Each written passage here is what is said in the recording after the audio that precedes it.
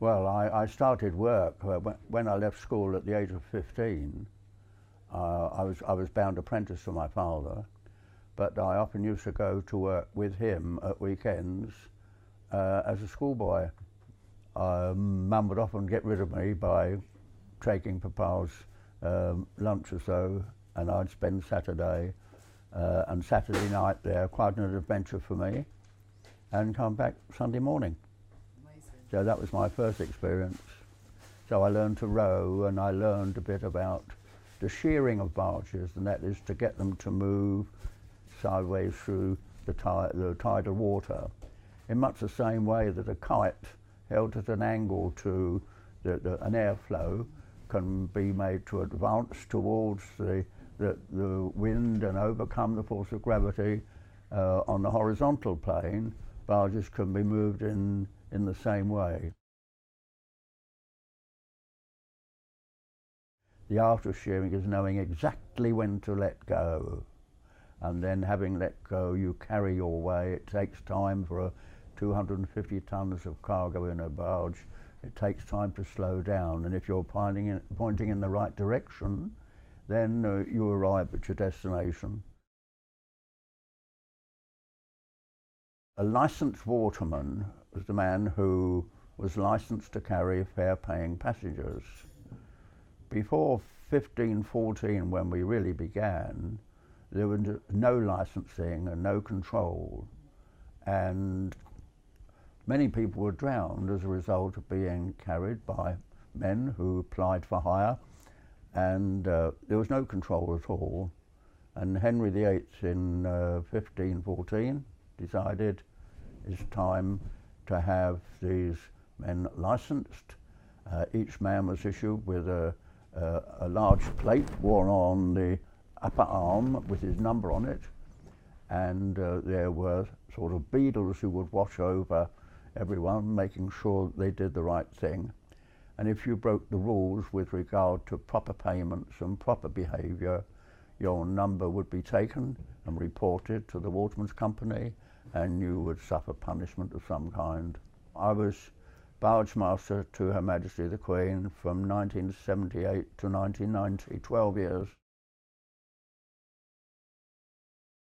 Thomas Doggett was an actor, and the story goes that he acted in the early 1700s on the South Bank, and one night, on a very stormy night, there was a dearth of watermen to take him across the river. In fact, the only chap who appeared to be ready to do this was a young apprentice. And when Doggett asked him, why is it that you're out on a night like this? He said, well, when there are freemen around, they take precedence and I get nothing. So the only time I have a chance to earn a living is when the weather is so bad that most of them are at home. Okay. So he decided to institute a race to be rowed every year for all time, which is a considerable period. And the 300th race was rowed last year, of course, and this year rowed again. The 301st winner was young McCarthy, and no, not this year. McCarthy won it last year, that's right. My great grandfather had a son who won it in 1832, Robert Waite, W-A-I-G-H-T, and that name has gone right through. The earliest time I can record a Waite was 1670. So your and that was listed in one of the books that was saved from the Great Fire of London. After the war, I worked as a lighterman because I felt, I liked the love. It's lovely. It's free. No one looking over your shoulder. At the end of the day, you ring up the boss and you tell him what your position is, and he tells you what you got to do. For some years, of course, much of the work was done by barges being towed by tugs who were themselves freemen of the River Thames. But when I started, the rowing of barges was the normal thing. It's some people find it rather hard to believe. Well, firstly, perhaps I should say that a licensed waterman carries fare-paying passengers, and the licensed lighterman is licensed to carry cargo. And the cargo is carried in barges. They're either dumb barges, and they're rowed, or they're motor barges, or they're sailing barges. And I have done all three and enjoyed much of it. You see, the tide goes 6 times as fast as you can row on the ebb, quite often. So you can only go downstream on the ebb tide and upstream on the flood. So the barge is adrift, shall we say, and left to its own devices is going to drift into all kinds of trouble. So you don't spend all your time rowing, but you do spend all your time considering which way have I got to go to get into that patch of water which will keep me clear of obstacles. In 1948, R.A. Butler introduced a bill into the House that allowed young people to be released to do 1 day a week or so in education, and advantage was taken of that by the lightship industry, and so apprentices started attending. I had them in their first year. When boys had been afloat perhaps 4 months, they would come along, and this was started in 1948. I felt there was a need for me to concentrate on safety precautions because each year we lost a number of apprentices to drownings and accidents of all kinds, and it seemed such a shame that it should be. I felt that a boy would be one, working with possibly among a group of 30 men. And many of them, I believe, felt that what they knew was common sense, when in fact it was not. And so they would not realise that this boy needs to be told of that danger and that danger. And so I thought I could do something to make amends and talk about those things, you know, at the right time. And so I was able to give quite a lot of warning to boys. And it's fair to say, perhaps, that there must be 1 or 2 old boys of today who would not otherwise have become old boys, because the number of accidents was reduced quite dramatically. And I did that for 40 years. There came a time when I was able to spend some of that time afloat. And so for many young men, I was the man who introduced them to this business of barge rowing. We would hire a barge from some friendly barge owner, and we would pick it up perhaps at Wapping and row up to Hammersmith and have lunch and then row back. And they loved it. When they began their college course, invariably they would say, "When are we going for a drive?" Because that's what they wanted to do. They'd been listening to father and grandfather and great-grandfather sometimes talking about you boys of today, etc., etc., etc. And they did want to do it.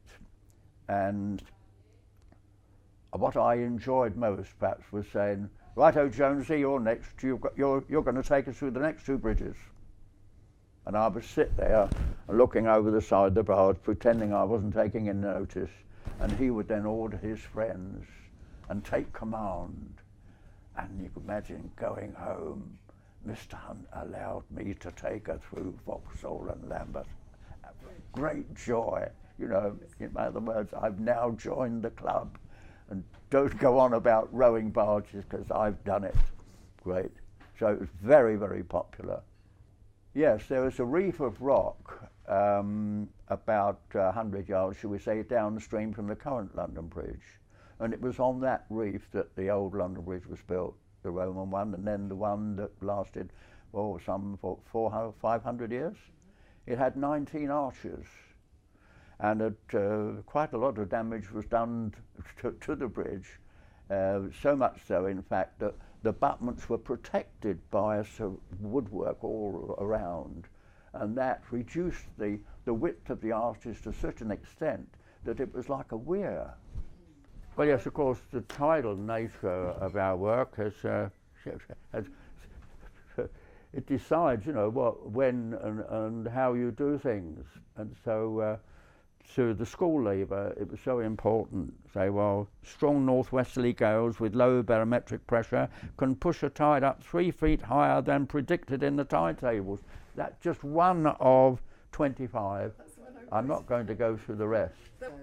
Oh yes, there's no good saying, oh well, the easterly wind is blowing, so we'll have extra water in the Thames. The opposite is true. Norwesterly gales blow a little extra water into the North Sea, and the behaviour of the tides in the North Sea is difficult to describe, but it can be done, but it's rather lengthy. I won't go into that now. But norwesterly gales, low barometric pressure. If you don't have very much pressure on a water airbed, then it stays. If you put pressure on it, down it goes. Low pressure, up it comes. So a very, very low pressure and strong northwesterly gales mean that the tides in the North Sea behave rather badly.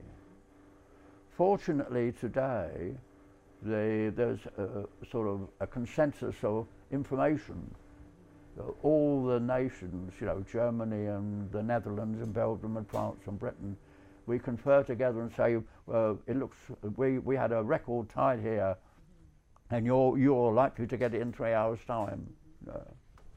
Well, if the full moon was on the 8th, you say, oh, 2 days after, oh, it'll be a spring tide. That means about high water 3 o'clock at London Bridge. Yeah? So I hope that most of them could look at the moon and have a pretty good idea what time high water would be at London Bridge. Because the different times of high water occur as you go downstream and as you go up. Okay? You find at Southend it's about an hour and a half before. So if you get a good high water at Southend, you know, an hour and a half later you're going to get a good high water at London Bridge. Earlier, if you've got an extra high water in Norfolk, then 6 hours later, it makes the job of the people at the Thames barrier much easier. If you have a record breaker in Norfolk, we're going to have a record breaker here in 6 hours' time. Right, stand by, lads. We'll be closing the river at a certain time, suitable time.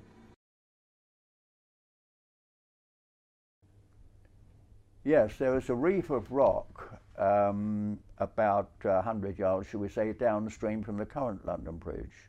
And it was on that reef that the old London Bridge was built, the Roman one, and then the one that lasted, some 500 years. It had 19 arches, and quite a lot of damage was done to the bridge, so much so, in fact, that the battlements were protected by a woodwork all around, and that reduced the width of the arches to such an extent that it was like a weir.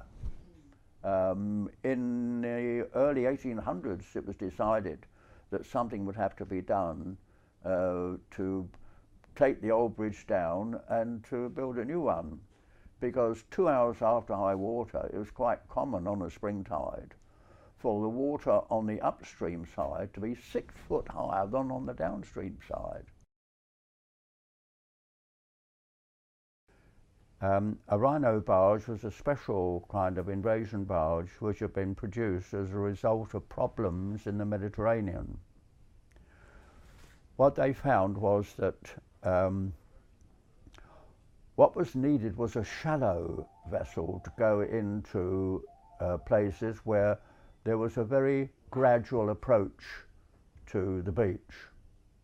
The Germans knew that we would rely on, we had about 1,000 LSTs altogether. The landing ship tanks, they were the ones you recognise them possibly. They have a door and a ramp in the bow, about 350 foot long. They were 3 foot deep at the front and 9 foot deep at the back. ideal for going onto a beach of a slope of 1 in 50 or 1 in 40. But in other places, of course, they couldn't beach at all. Now, one of the reasons Normandy was chosen by our people was that it was not a good beach for landing ships. And we knew that the Germans knew that it was not a good beach for landing ships. And as a result, it was relatively lightly defended.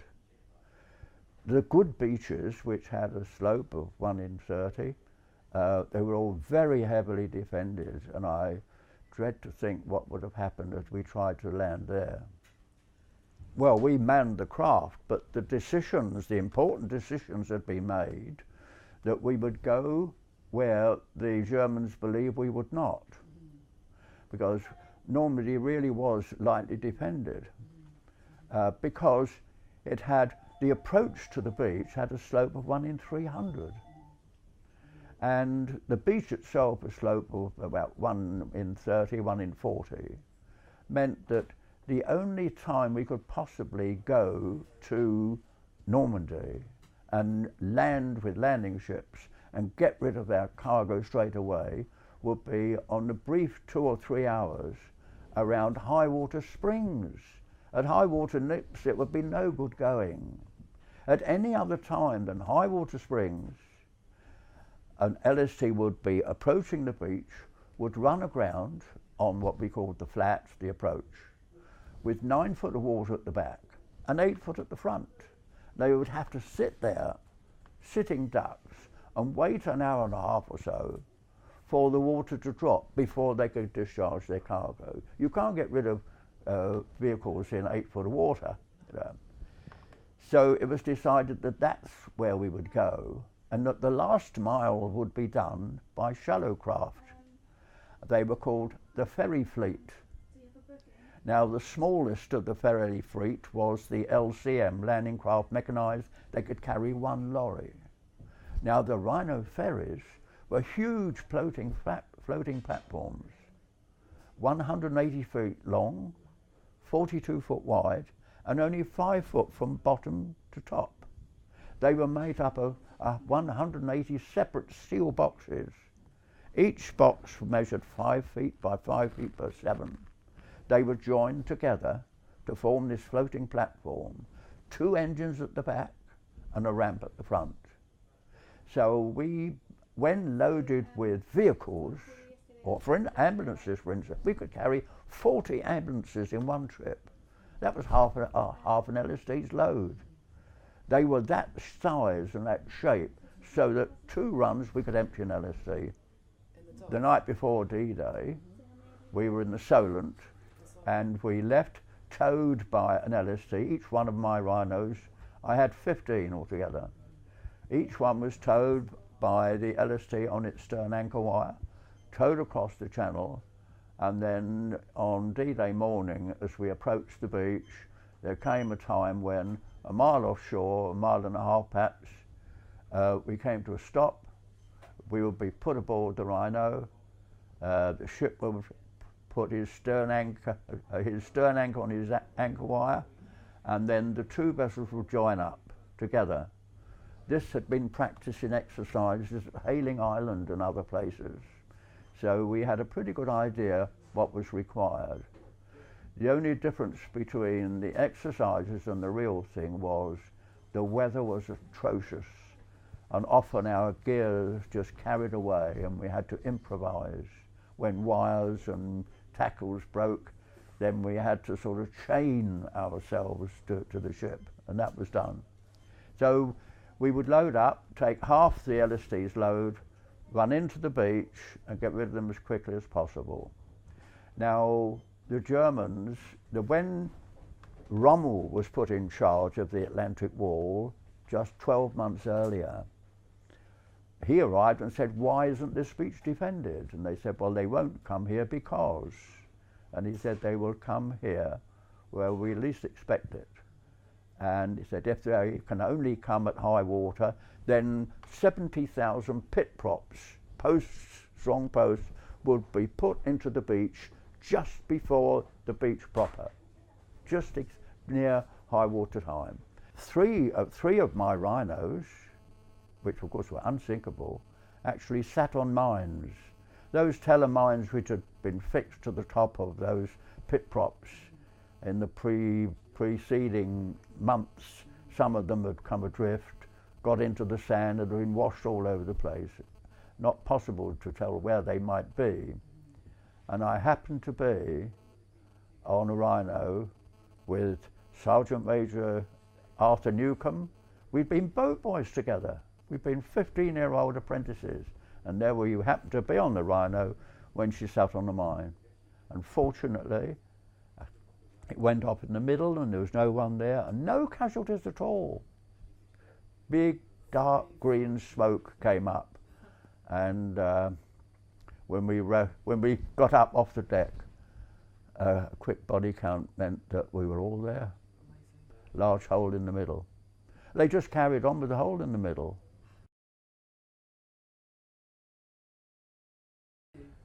Last year, on the 70th anniversary, the French government decided that men who had been in Normandy and engaged in the fighting there, they should be made Chevalier de la Légion d'honneur.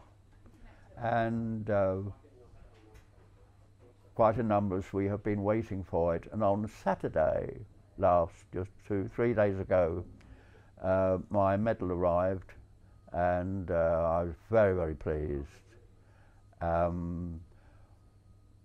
Each man had a choice. It could only be given to men who were there at the time.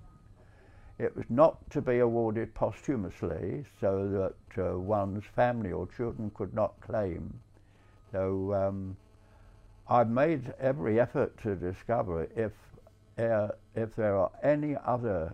another lighterman who served in Normandy, but so far I've been unsuccessful. So I now believe that I am the last lighterman of 500 to serve in Normandy. And at the age of 95, I think it's becoming increasingly more likely.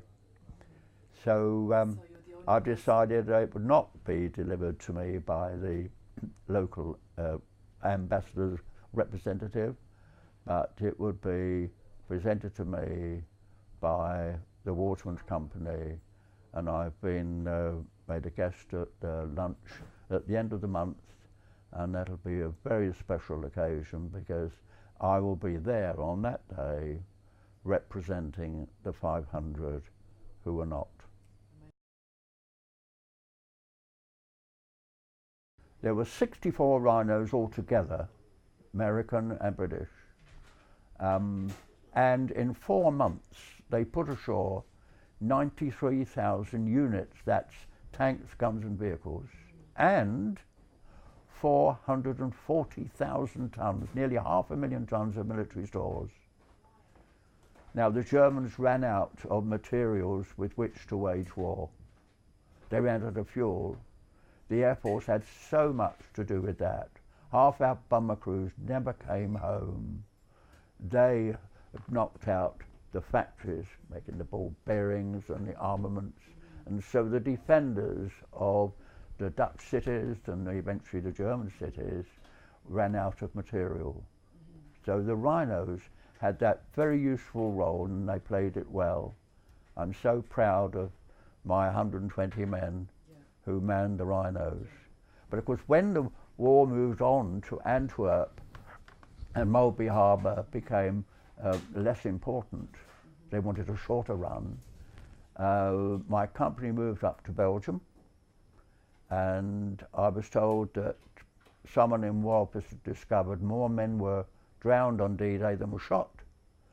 And it was wise, they thought, that a riverman should assist the Chief Engineer's Second Army, Brigadier Ginger Campbell, advise him on how to cross rivers. Little did they know that this riverman was a 19-year-old apprentice when he joined the army. Fortunately, in September, a very, very fine and brave Dutch engineer of the Dutch State Waterways, Constant Lombardexen, joined the British Army at great risk to himself, because as his country had given in, he had sort of become a terrorist. And when we were in the forward areas, and we were quite often, had we been captured, I would have been made a prisoner of war, but he would have been shot. And as we were RE intelligence, knowing what was going to happen in the future, no doubt he would have been tortured first. But he had that courage. But at the time, what appealed to me was his skill. He was a marvelous degree engineer, knowing so much about the behaviour of water. I supplied the military background and the military knowledge, knowing something about the equipment that was available, having done quite a bit of bridging.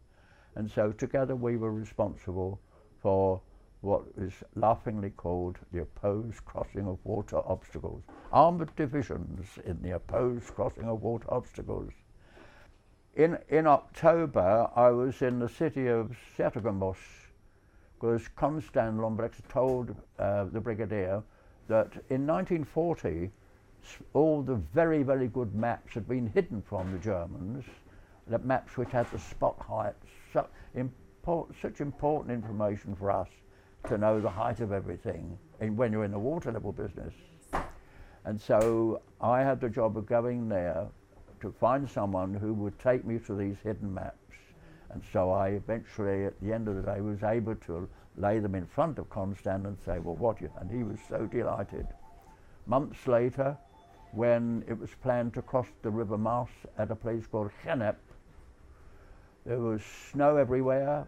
The river was not quite 300 meters wide, and we were asked, how wide will it be in 12 days' time when the assault will take place? And we worked on it together, and he came up with the decision that the snow was melting and the rain was coming. The Germans had breached one of the exits of the Schwammenau Dam, part of the Siegfried Line defences.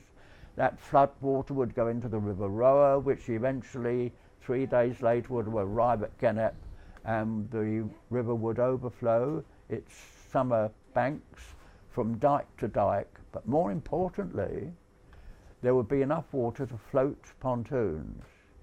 And so we were able to tell the brigadier that on February the 10th, the river will be 1,222 meters wide. And he said that would be a record. Now, his faith in Lombardexen was such that he said, very well, 140 bridging lorries were loaded, ready for the assault to take place. And as soon as the area was clear, then the Royal Engineers went in, and it took a week.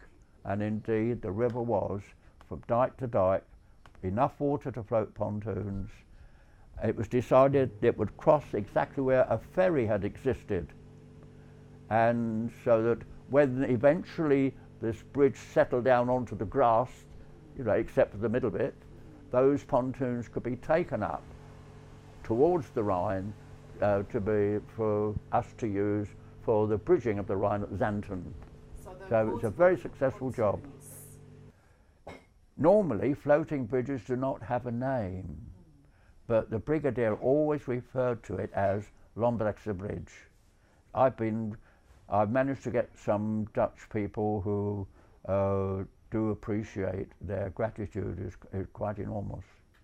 And it's likely that we will be able to install a park bench on each end to mark the ends of the bridge, this record breaker, with a very fine notice praising the skill and courage of Lieutenant Constant Ludovic Marius Lombardexen von der Ritter. And you've kept in touch.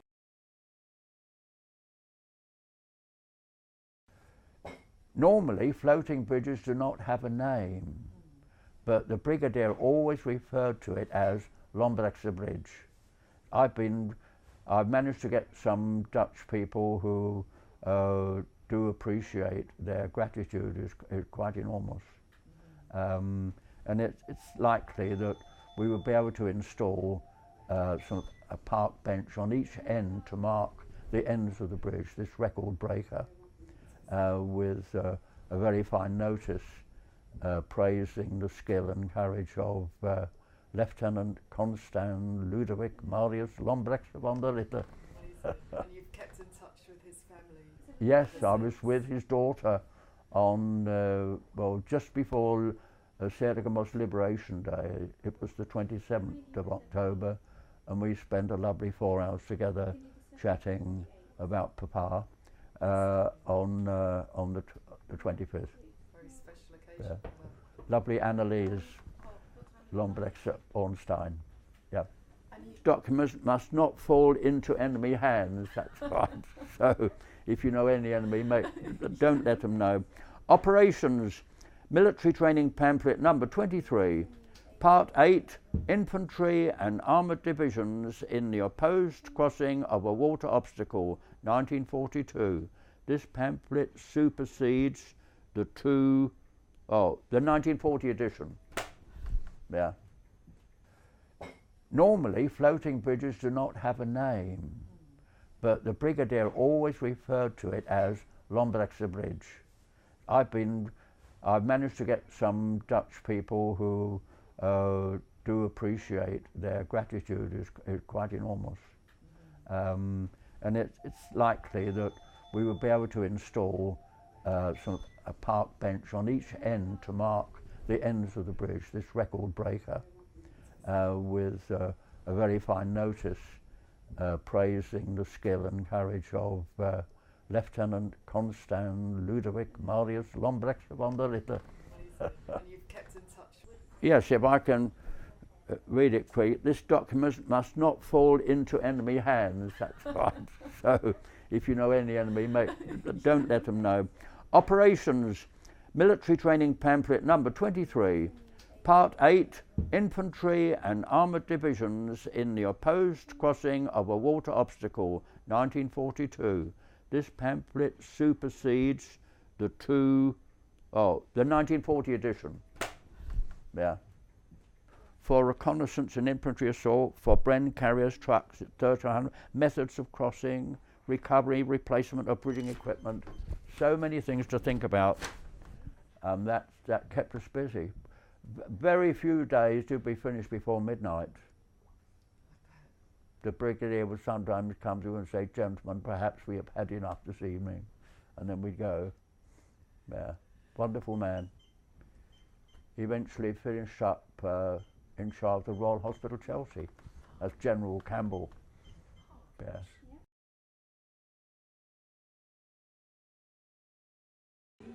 Yes, there was, before I came afloat, in 1929, people were drowned in Lambeth when they had high water. Then there was the classic 1953 flood, when 300 people were drowned in this country, over 2,000 in the Netherlands. People were drowned in Canby Island, you know, in our own area. And it was the result of sort of spring tides, low pressure, northwesterly gales that caused this extra. And of course, it's about time we were due another one, isn't it? Because there's far more water in the world today as a result of global warming. So there's less ice in the North Pole, far less ice there. So people in some of the Pacific islands find that their island has been reduced 50%. And how long will it be before they will be able to stay there? It's a great problem. So any time now we can expect, but the Thames is better prepared for it than it had been hitherto. Well, because of the barrier, London has considerable protection, but the people along the East Coast, you know, they're worried because it's there's erosion each time, especially in Norfolk, the areas of Cromer. They have quite a lot of erosion, and in Essex, of course. So it is a problem, and let's hope that countries the world over will recognise that they need to do something about global warming and reducing the cause of it. One of the first things that came to my mind was when I saw the equipment, the method of coping with the tide rise and fall. I was surprised and very interested. What a novel way that this thing should slide up the slope rather than ride up and down on stilts. You know, in the Mulby Harbour we had sort of spud piers which had 4 legs, like 4 posters. So the legs were embedded in the ground and the pontoon slid up and down. Well, and I thought, what difficulties there would be there. Then when I saw the diagrams, and it said that it would be on a triangular thing which slid up a novel. But one thing that I thought, these cyclists, the great advantage is that they could get aboard this deckway and cycle to their destination without a stop. No traffic lights. How many cyclists are killed in London each month? See, it would reduce those numbers. Well, one of my daughters lives in Portugal, and the place is full of, you know, the windmills. 40% of all their energy is supplied by solar and wind power. 40%, tremendous. Now, I've always wondered, I think Tower Pier itself must weigh about 2,000 tonnes because quite a lot has been done with wave movement, sort of this up and down wave-like motion. But when you think of millions of tonnes going into an area and going out again, not linked to any turbines, it's amazing. Little places like Dock Head, just downstream from Tower Bridge on the South Shore, there's a little dockway and it's full of mud, you know. Let it fill up, and when it comes out, turn the little propeller. But it's not. But certainly piers going up and down, not doing any work, has surprised me. But then that's a very interesting I'm a lighterman. thought.